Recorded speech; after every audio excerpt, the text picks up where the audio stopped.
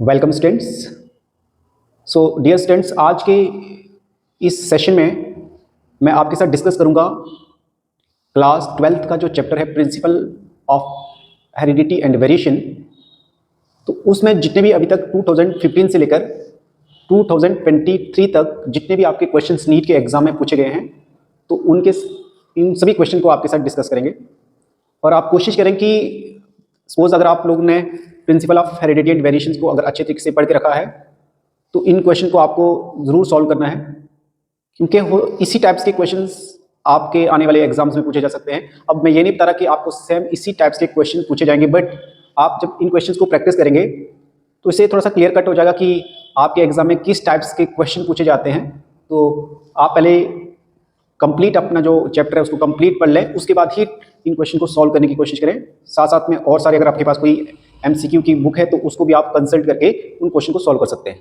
ठीक है, सो हम स्टार्ट करने वाले हैं। तो आप ये याद रखें कि जो आपका principle of heredity and variation या प्रिंसिपल इनहेरिटेंस एंड वेरिएशन वाला जो बच्चों आपका चैप्टर है, तो इस चैप्टर से आप मान के चलेंगे कि जो टोटल नंबर ऑफ क्वेश्चंस यहाँ से पूछे जाते हैं वो 5 to 6 पर ईयर आपको देखे जाते हैं। यहाँ से 5 to 6 क्वेश्चन जो है वो आपको यहाँ से मिलेंगे। ठीक है, इसका मतलब है आप समझ सकते हैं कि हर एक क्वेश्चन की जो वेटेज होती है वो होती है आपकी 4 मार्क्स।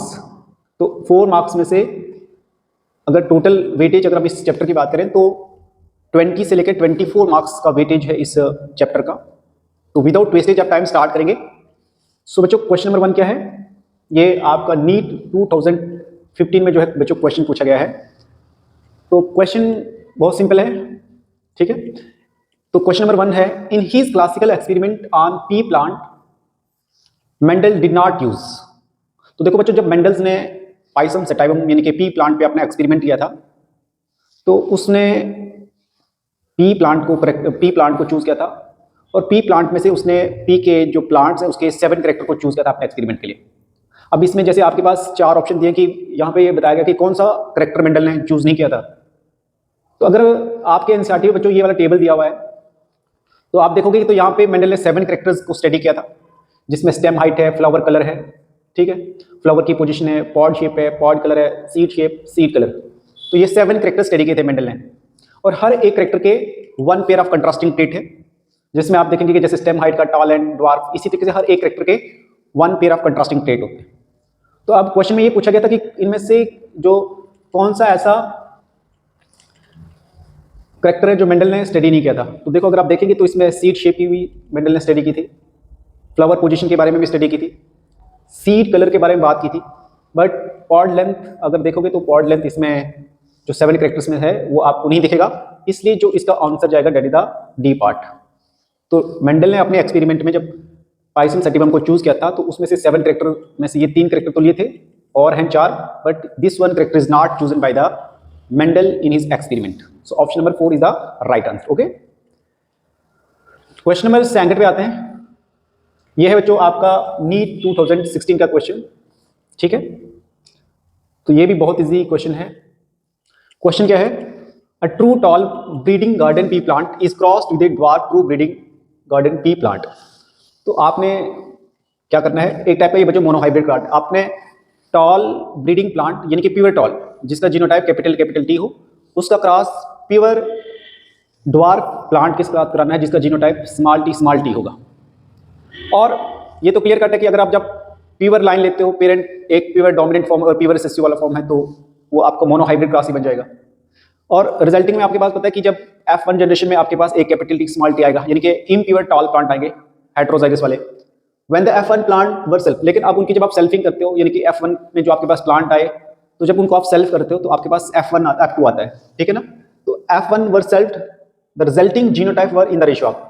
अब आपको यहाँ पे क्या बताना है कि जो रिजल्टिंग जीनोटाइप होगा वो क्या होगा। जैसे आपके पास ऑप्शन यहाँ पे दिए हुए 3:1 tall dwarf, 3:1 tall dwarf tall, 1:2:1 tall homozygous tall heterozygous dwarf, 1:2:1 tall heterozygous tall homozygous dwarf.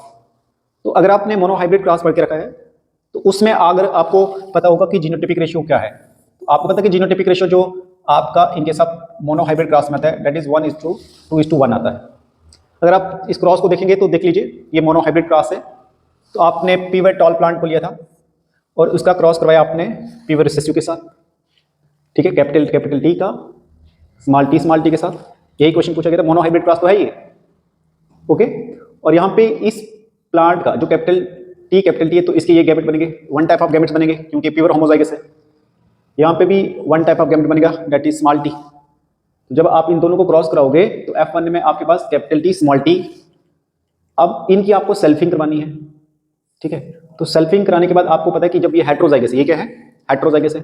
और हेट्रोजाइगस में क्या होता है कि यहाँ पे आपको दो डिफरेंट टाइप ऑफ गैमेट दिखेंगे, दो मेल के, capital T small T, capital T small T, ये आपके मेल गैमेट्स होंगे और ये वाले फीमेल गैमेट्स होंगे, ठीक है। तो अगर आप देखोगे तो यहाँ पे ये जीनोटाइप्स हैं, जब आप इनको कैपिटल टी के साथ जाएगा, कैपिटल टी स्मॉल टी के साथ जाएगा, कैपिटल टी स्मॉल टी के साथ जाएगा, स्मॉल टी के साथ, तो मोनोहाइब्रिड क्रॉस तो है। तो जीनोटाइपिक रेशियो आपको तो यही तो आता है, कैपिटल टी ये वाला, कैपिटल टी स्मॉल टी और स्मॉल टी। तो कैपिटल टी आपको कितने दिख रहे हैं यहाँ पे, 1। कैपिटल टी स्मॉल टी कितने हैं, तो 2 हैं ये। और स्मॉल टी कितना दिख रहा है, तो 1। इसका मतलब यहाँ पे जो जीनोटाइपिक रेशियो होगा वो 1:2:1 होगा। अब इसमें आपको दिख रहा है कि जो 1 होगा वो प्योर होमोजाइगस टाल होगा, जो 2 होंगे वो हेट्रोजाइगस टाल होंगे, और जो स्मॉल टी होंगे वो आपके क्या होंगे, ड्वार्फ होंगे। इसका मतलब ये है कि जो आपके पास आंसर जाएगा बच्चों, तो आप इस आंसर देख सकते हैं क्वेश्चन में, ठीक है। तो देखो आपके पास पता है कि रेशियो आएगा, जीनोटाइपिक रेशियो आपके पास क्या आ रहा है, 1:2:1। देखो यहाँ पे ये तो फिनोटाइपिक रेशियो, ये तो आंसर हो ही नहीं सकता, ठीक है। यहाँ पे या तो ये वाला देखना है या ये वाला। तो आपने देखा जो फर्स्ट आ रहा था वो टॉल होमोजाइगस आ रहा था, यानी कि कैपिटल टी का 1 आ रहा था। दो आपके पास टॉल थे बट हेट्रोजाइगस थे, तो ये भी तो ठीक है। और लास्ट वाला स्मॉल टी आ रहा था, यानी कि ये कैपिटल टी है, ये कैपिटल टी स्मॉल टी है, और ये स्मॉल टी, ये तो है जीनोटाइपिक रेशियो। सो आंसर जो आपको जाएगा, that is the C part is the right answer of this question. अगर आप ऑप्शन डी में देखोगे तो यहाँ पे स्टार्टिंग में जो 1 बताया वो आपका टाल हेट्रोजाइगस बताया, बट टाल जो 1 होगा वो टाल होमोजाइगस होगा, वो हेट्रोजाइगस नहीं होगा। वो टाल हेट्रोजाइगस आपके 2 होंगे, 1 नहीं होगा, इसलिए आपका जो ऑप्शन है वो सी है, ठीक है। मूव करते हैं नेक्स्ट क्वेश्चन पे, ठीक है। आई होप यहाँ तक आपको क्लियर है। अब आप भी कोशिश करें कि जब आप इन क्वेश्चन को पहले वीडियो को पॉज करने के बाद आप इनको खुद कोशिश करें ट्राई करने की, भाई सॉल्व करने की, क्या आपसे ये क्वेश्चन सॉल्व होते हैं या नहीं होते हैं, ठीक है।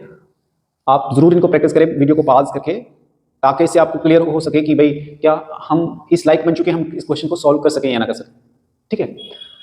ये है नीट 2017 का क्वेश्चन।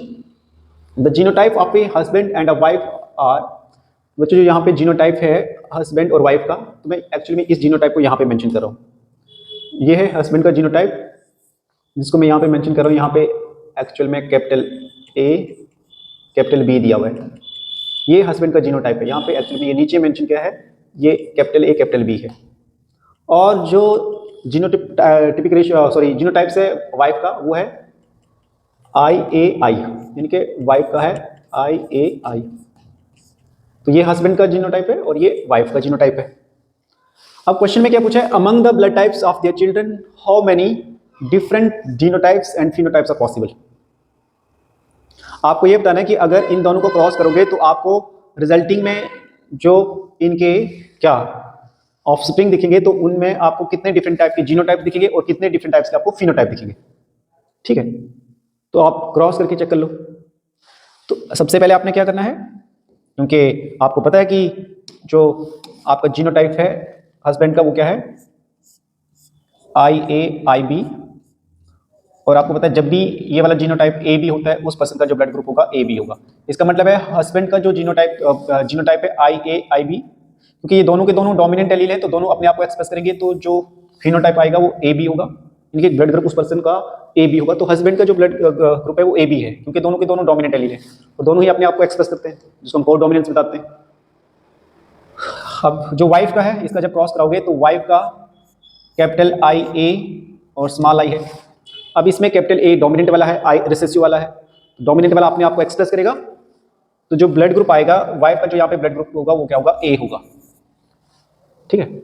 अब यहाँ पे क्या करना है आपने, यहाँ से दो डिफरेंट टाइप ऑफ गैमेट्स बनेंगे, एक IA और IB।